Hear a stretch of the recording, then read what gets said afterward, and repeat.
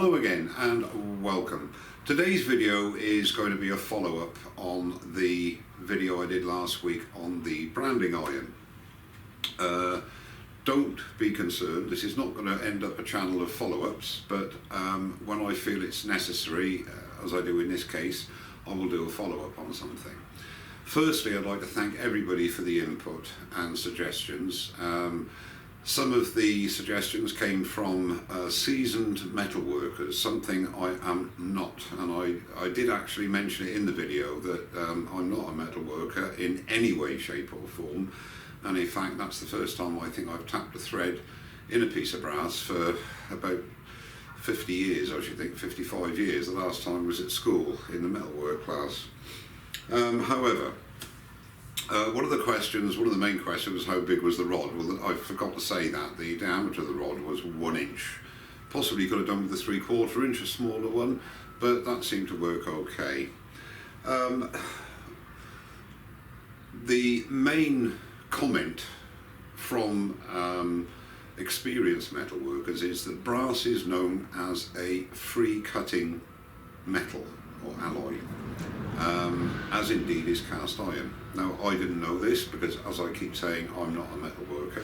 So in actual fact, you don't need any fluid to lubricate the drilling operation or indeed the tapping operation, apparently. And who am I to argue? I don't know enough about it to say either way. I did try it on another little billet that I cut off, and it works fine. There was no heat build-up, there was no problems, as long as you go nice and steady. So that's something to bear in mind if you go down this route with a brass rod to make a branding iron. I'll say this at the beginning, very rarely do I delete comments because I believe everybody is entitled to their opinion. Unless it's there's swearing involved or whatever, or just a really stupid, pointless comment. I did delete a comment, and I regret doing it now. Basically, the guy called me a bodger. I think the very words were, anybody that uses 3-in-1 oil as a lubricant for drilling and tapping is a bodger. Well, yeah, I'm a bodger. I hold my hands up, and they're moving again, by the way. I am a bodger with regards to metalwork and indeed a lot of other things, I suppose, with my jigs and everything else.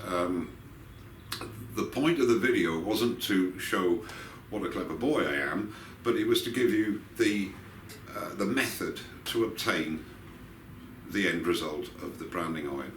And there are a big percentage of you out there that are far more apt at doing it than I have, and possibly have more adequate tooling for that sort of a job than I did. All I wanted to do was see if I could do it with what I had. I mean, the tap and die set, I must have bought that 7 or 8 years ago, and I've never used it because I just don't tap metal. I mean, I've tapped wood, I do glue blocks, you know, etc. that go on the spindle and on the live centre. That's not a problem. I'm used to doing that.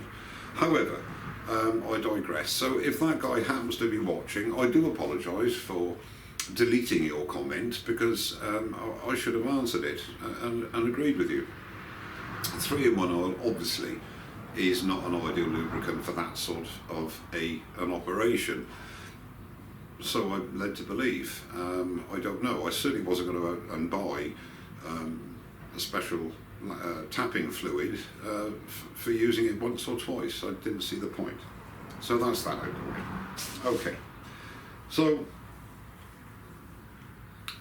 another very important thing that was mentioned a few times, when you're actually tapping the thread, after you drill the hole, you're tapping the thread, always go back 1/8 or 1/4 of a turn after you've gone forward and cut a piece of thread. It's a slow operation because that way then you get decent threads.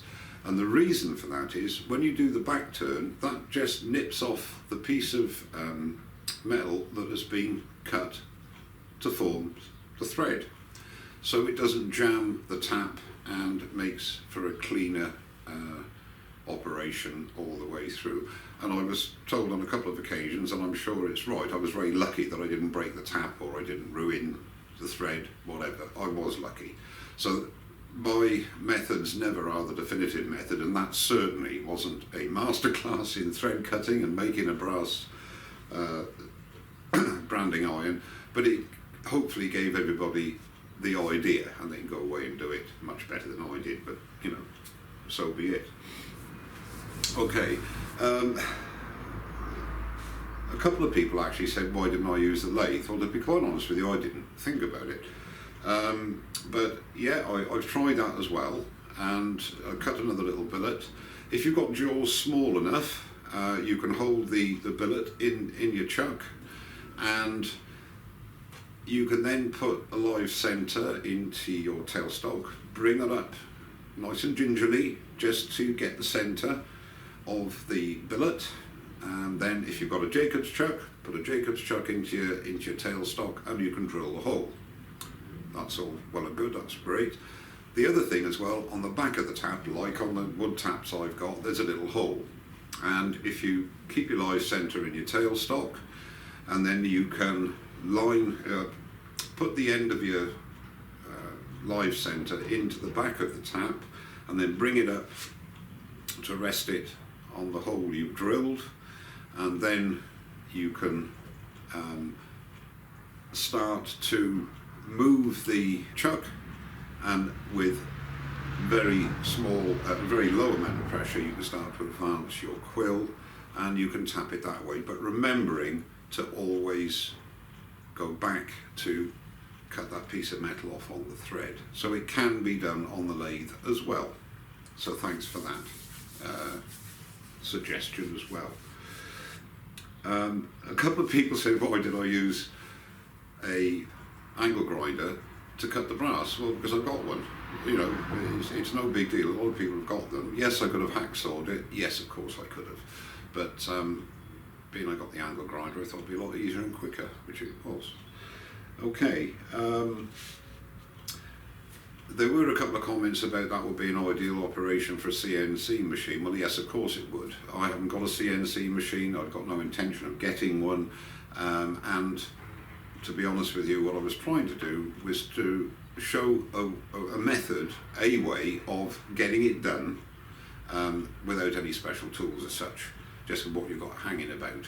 If a lot more time had been spent on it, which I didn't have for various reasons, number one being work, I could have got a better logo out of it, and I will spend time on it over the next few weeks, and I'll get it a lot better than it was when I showed you. But nevertheless, it was the theory, the method, it worked. It showed you, and you can do it. My old mate Ron Radcliffe said, well, about etching, you know, etching on brass, using the Dremel to actually do finer detail. A couple of other guys mentioned this as well, and if you did it deeper, then when you heated up the branding iron, you would have the burnt area would be the flat surface, and your logo would be the plain wood, if you like, because it wouldn't be burnt, because you've done it deep enough to not to get too hot to actually burn the wood. And that's another idea as well, which is great. I honestly and truly am very grateful for everybody for all their input, because that's what that sort of video is about. Is, you know, let's garner people's suggestions and experience, and it did the job. It was brilliant in that respect. Thank you very much indeed. Okay, and I think at the end of the day, if I'd spent more time at it, I could have got it looking a lot better, but it worked and it did the job, and I'm not defending myself. I had a sticker from my old friend Afshin, Craft with Afshin. I've already put the sticker up on the wall up here. He's a young lad, he is very talented. I'll put a link to his channel down below, and go across and subscribe and watch him do his stuff. Thanks for that, Afshin. I've got another 2 spare ones and I'll put them somewhere as well. Okay, I think that just about covers it. Again, I won't apologise for doing another follow-up, because I felt it was fairly necessary, and obviously hopefully it's given you a bit more information to go away and do a much better job than I did, which would not be too hard, would it? Okay, well, the next video hopefully will be a turning video, and thanks very much indeed for watching. Don't forget to subscribe, and I'll see you very soon. Cheers now.